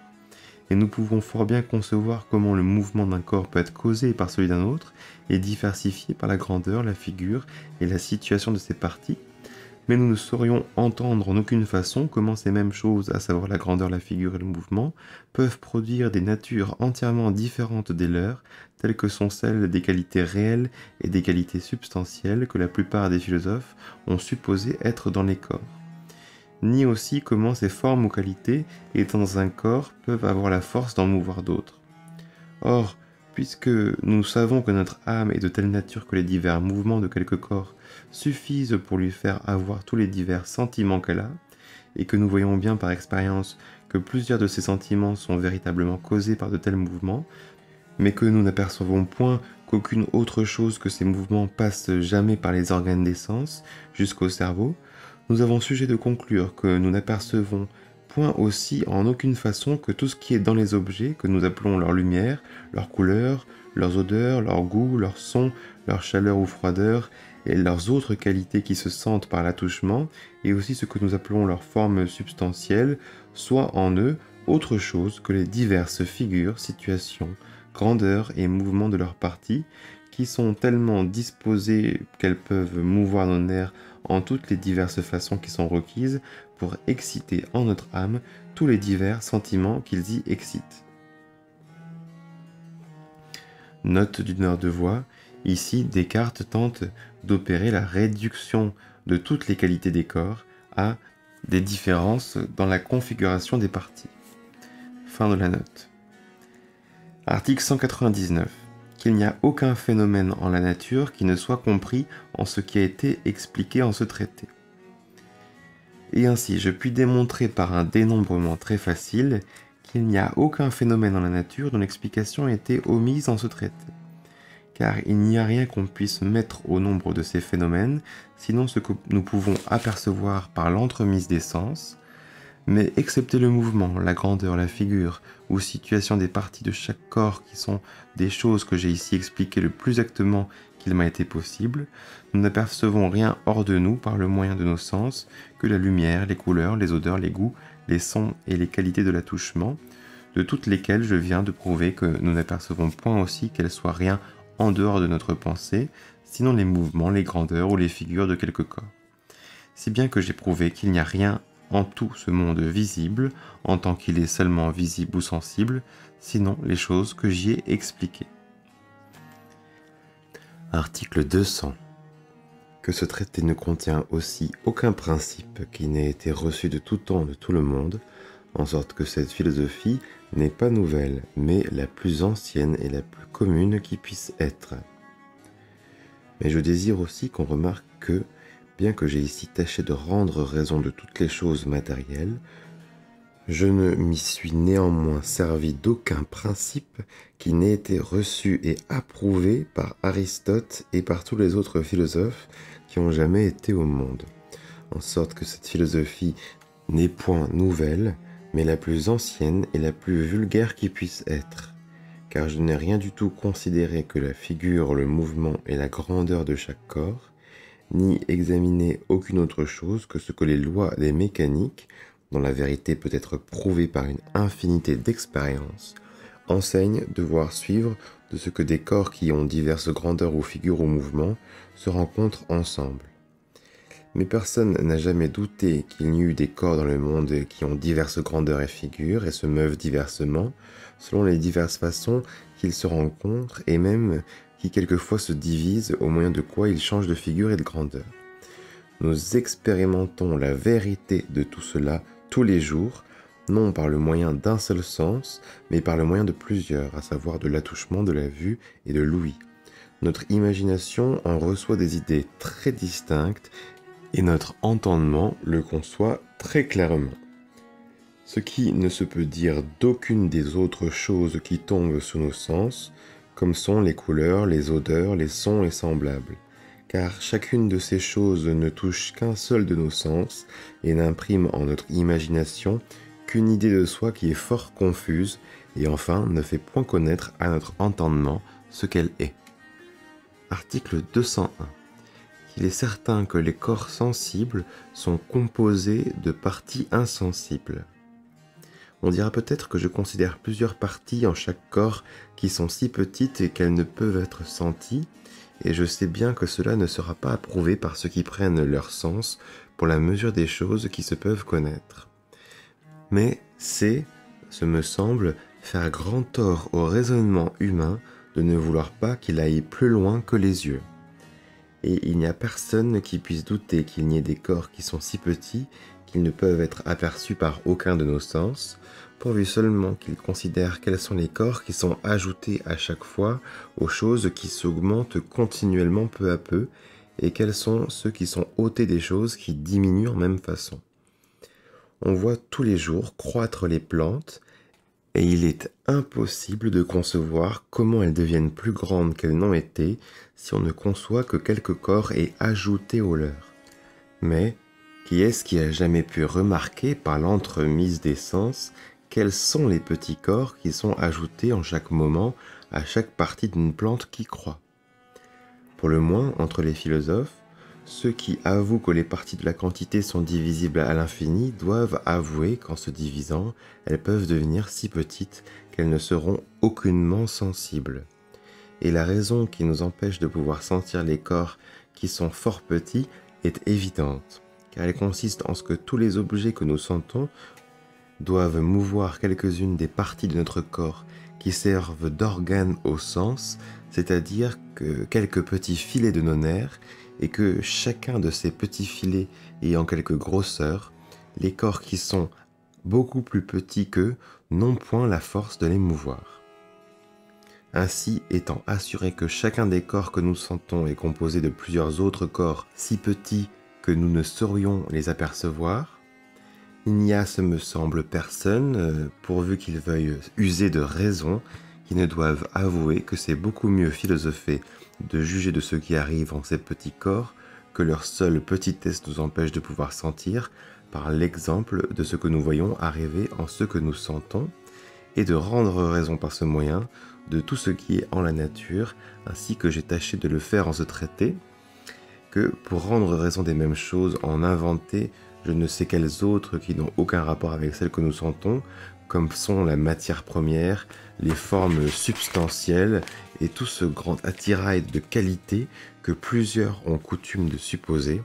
chacune desquelles peut plus difficilement être connue que toutes les choses qu'on prétend expliquer par leurs moyens. Note du donneur de voix: par ce refus des formes substantielles telles qu'on en parlait dans la physique d'Aristote, et par le principe consistant à n'accepter de parler que de réalité matérielle pour expliquer ce qui se produit dans le monde matériel, Descartes se pose indéniablement comme l'un des grands fondateurs des sciences modernes. Fin de la note. Article 202. Que ces principes ne s'accordent point mieux avec ceux de Démocrite qu'avec ceux d'Aristote ou des autres. Peut-être aussi que quelqu'un dira que Démocrite a déjà ci-devant imaginé des petits corps qui avaient diverses figures, grandeurs et mouvements, par le divers mélange desquels tous les corps sensibles étaient composés, et que néanmoins sa philosophie est communément rejetée. À quoi je réponds qu'elle n'a jamais été rejetée de personne parce qu'il faisait considérer des corps plus petits que ceux qui sont aperçus de nos sens et qu'il leur attribuait diverses grandeurs, figures et mouvements, pour ce qu'il n'y a personne qui puisse douter qu'il n'y en ait véritablement de tels, ainsi qu'il a déjà été prouvé. Mais elle a été rejetée premièrement à cause qu'elle supposait que ces petits corps étaient indivisibles, ce que je rejette aussi entièrement, puis à cause qu'il imaginait du vide entre deux, et je démontre qu'il est impossible qu'il y en ait, puis aussi à cause qu'il leur attribuait de la pesanteur, et moi je nie qu'il y en ait en aucun corps, en tant qu'il est considéré seul, parce que c'est une qualité qui dépend du mutuel rapport que plusieurs corps ont les uns aux autres. Puis enfin, on a eu sujet de la rejeter à cause qu'il n'expliquait point en particulier comment toute chose avait été formée par la seule rencontre de ces petits corps, ou bien s'il l'expliquait de quelques-unes, les raisons qu'il en donnait ne dépendaient pas tellement les unes des autres que cela fit voir que toute la nature pouvait être expliquée en même façon. Parenthèse, au moins on ne peut le connaître de ce qui nous a été laissé par écrit de ses opinions. Fin de la parenthèse. Mais je laisse à juger au lecteur si les raisons que j'ai mises dans ce traité se suivent assez et si on en peut déduire assez de choses. Et parce que la considération des figures, des grandeurs et des mouvements a été reçue par Aristote et par tous les autres aussi bien que par Démocrite, et que je rejette tout ce que ce dernier a supposé outre cela, ainsi que je rejette généralement tout ce qui a été supposé par les autres, il est évident que cette façon de philosopher n'a pas plus d'affinité avec celle de Démocrite qu'avec toutes les autres sectes particulières. Article 203. Comment on peut parvenir à la connaissance des figures, grandeurs et mouvements des corps insensibles? Quelqu'un de rechef pourra demander d'où j'ai appris quelles sont les figures, grandeurs et mouvements des petites parties de chaque corps, plusieurs desquelles j'ai ici déterminé tout de même que si je les avais vues, bien qu'il soit certain que je n'ai pu les apercevoir par l'aide des sens, puisque j'avoue qu'elles sont insensibles. À quoi je réponds que j'ai premièrement considéré en général toutes les notions claires et distinctes qui peuvent être en notre entendement touchant les choses matérielles, et que n'en ayant point trouvé d'autres sinon celles que nous avons des figures, des grandeurs et des mouvements, et des règles suivant lesquelles ces trois choses peuvent être diversifiées l'une par l'autre, lesquelles règles sont les principes de la géométrie et des mécaniques, j'ai jugé qu'il fallait nécessairement que toute la connaissance que les hommes peuvent avoir de la nature fût tirée de cela seul, parce que toutes les autres notions que nous avons des choses sensibles étant confuses et obscures ne peuvent servir à nous donner la connaissance d'aucune chose hors de nous, mais plutôt la peuvent empêcher. Ensuite de quoi j'ai examiné toutes les principales différences qui se peuvent trouver entre les figures, grandeurs et mouvements de divers corps que leur seule petitesse rend insensibles, et quels effets sensibles peuvent être produits par les diverses façons dont ils se mettent ensemble. Et par après, lorsque j'ai rencontré de semblables effets dans les corps que nos sens aperçoivent, j'ai pensé qu'ils avaient pu être ainsi produits. Puis j'ai cru qu'ils l'avaient infailliblement été, lorsqu'il m'a semblé être impossible de trouver en toute l'étendue de la nature aucune autre cause capable de les produire. À quoi l'exemple de plusieurs corps composés par l'artifice des hommes m'a beaucoup servi, car je ne reconnais aucune différence entre les machines que font les artisans et les divers corps que la nature seule compose, sinon que les effets des machines ne dépendent que de l'agencement de certains tuyaux ou ressorts ou autres instruments qui, devant avoir quelque proportion avec les mains de ceux qui les font, sont toujours si grands que leurs figures et mouvements se peuvent voir, au lieu que les tuyaux ou ressorts qui causent les effets des corps naturels sont ordinairement trop petits pour être aperçus de nos sens. Et il est certain que toutes les règles des mécaniques appartiennent à la physique, en sorte que toutes les choses qui sont artificielles sont avec cela naturelles. Car par exemple, lorsqu'une montre marque les heures par le moyen des roues dont elle est faite, cela ne lui est pas moins naturel qu'il est à un arbre de produire ses fruits. C'est pourquoi, en même façon qu'un horloger, en voyant une montre qu'il n'a point faite, peut ordinairement juger de quelques-unes de ses parties qu'il regarde, quelles sont toutes les autres qu'il ne voit pas, ainsi, en considérant les effets et les parties sensibles des corps naturels, j'ai tâché de connaître quelles doivent être celles de leurs parties qui sont insensibles. Article 204.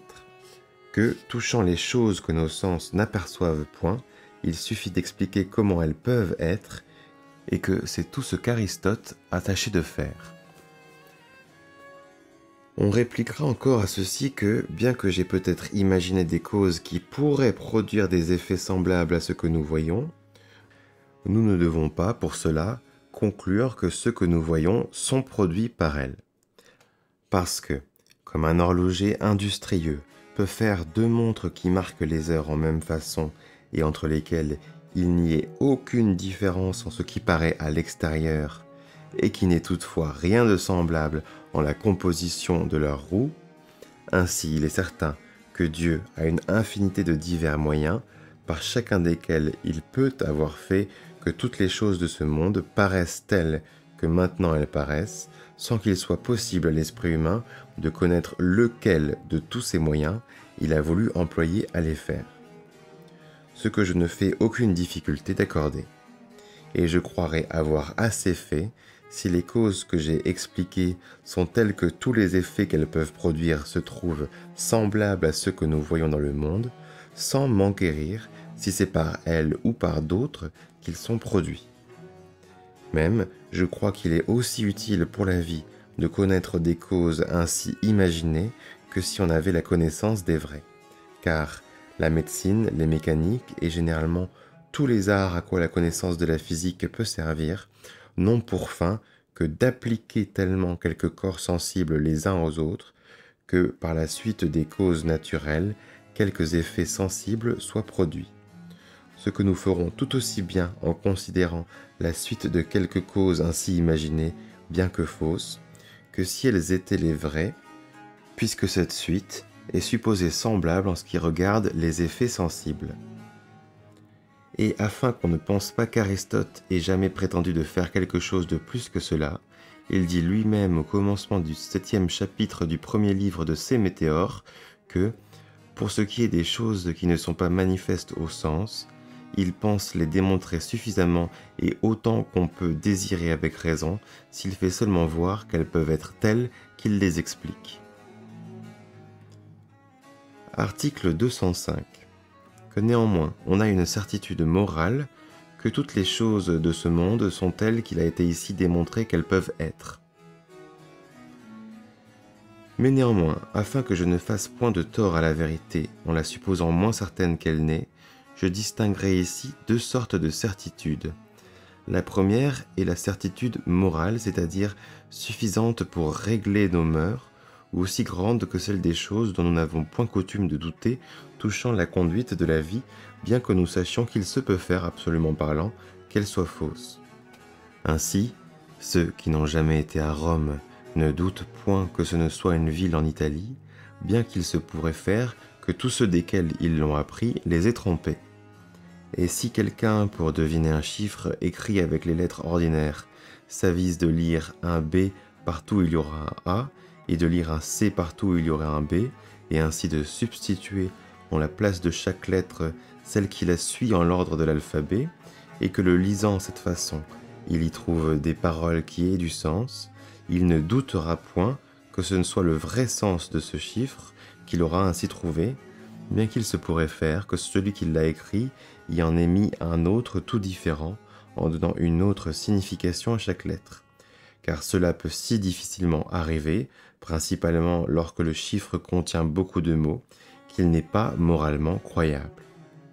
Or, si on considère combien de diverses propriétés de l'aimant, du feu et de toutes les autres choses qui sont au monde ont été très évidemment déduites d'un fort petit nombre de causes que j'ai proposées au commencement de ce traité, encore même qu'on s'imaginerait que je les ai supposées par hasard et sans que la raison me les ait persuadées, on ne laissera pas d'avoir pour le moins autant de raisons de juger quelles sont les vraies causes de tout ce que j'en ai déduit, qu'on en a de croire qu'on a trouvé le vrai sens d'un chiffre lorsqu'on le voit suivre de la signification qu'on a donnée par conjecture à chaque lettre. Car le nombre des lettres de l'alphabet est beaucoup plus grand que celui des premières causes que j'ai supposées, et on n'a pas coutume de mettre tant de mots, ni même tant de lettres dans un chiffre, que j'ai déduit de divers effets de ces causes. C'était donc l'article 205, que néanmoins on a une certitude morale que toutes les choses de ce monde sont telles qu'il a été ici démontré qu'elles peuvent être. Article 206, et même qu'on en a une certitude plus que morale. L'autre sorte de certitude est lorsque nous pensons qu'il n'est aucunement possible que la chose soit autre que nous la jugeons, et elle est fondée sur un principe de métaphysique très assuré, qui est que Dieu étant souverainement bon et la source de toute vérité, puisque c'est lui qui nous a créés, il est certain que la puissance ou faculté qui nous a donnée pour distinguer le vrai d'avec le faux ne se trompe point lorsque nous en usons bien et qu'elle nous montre évidemment qu'une chose est vraie. Ainsi, cette certitude s'étend à tout ce qui est démontré dans la mathématique, car nous voyons clairement qu'il est impossible que 2 et 3 joints ensemble fassent plus ou moins que 5, ou qu'un carré n'ait que 3 côtés et choses semblables. Elle s'étend aussi à la connaissance que nous avons qu'il y a des corps dans le monde, pour les raisons ci-dessus expliquées au commencement de la seconde partie.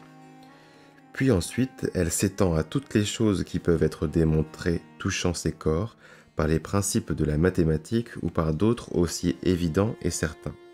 au nombre desquels il me semble que celles que j'ai écrites dans ce traité doivent être reçues au moins les principales et plus générales.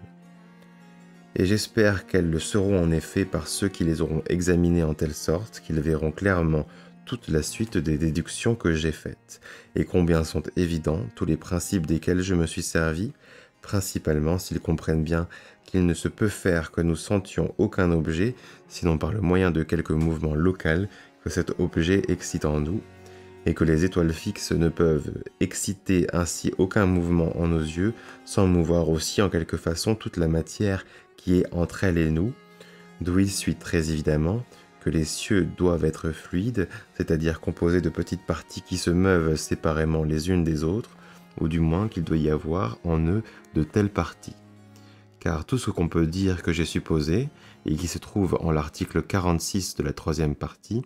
peut être réduit à cela seul, que les cieux sont fluides. En sorte que, ce seul point étant reconnu pour suffisamment démontrer, par tous les effets de la lumière, et par la suite de toutes les autres choses que j'ai expliquées, je pense qu'on doit aussi reconnaître que j'ai prouvé par démonstration mathématique toutes les choses que j'ai écrites, au moins les plus générales qui concernent la fabrique du ciel et de la terre,